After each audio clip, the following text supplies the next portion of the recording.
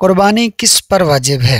ہر بالغ مقیم مسلمان مرد و عورت مالک نصاب پر قربانی واجب ہے۔ مالک نصاب ہونے سے مراد یہ ہے کہ اس شخص کے پاس 52.5 تولے چاندی یا اتنی رقم کا مال تجارت یا ضروریات زندگی سے زائد سامان ہو، اور اس پر نماز روزے وغیرہ کا کوئی مالی کفارہ نہ ہو، اور نہ ہی اس پر کسی کا قرضہ ہو جسے اگر ادا کر دے تو مالک نصاب نہ رہے۔ قربانی واجب ہونے کے لیے یہ نصاب پورا سال ہونا شرط نہیں، بلکہ 10 ذوالحجہ کی فجر سے لے کر 12 ذوالحجہ کے سورج ڈوبنے تک اگر کوئی شخص مالک نصاب ہو گیا تو اس پر قربانی واجب ہوگی، اور جس پر قربانی واجب ہو جائے اس کے لیے ضروری نہیں کہ وہ پہلے ہی دن فوراً قربانی کرے، بلکہ عید کے 3 دنوں میں جب بھی کرے گا ہو جائے گی۔ بس یہ خیال رہے کہ 12 ذوالحجہ کا سورج غروب ہونے سے پہلے قربانی ہو جائے۔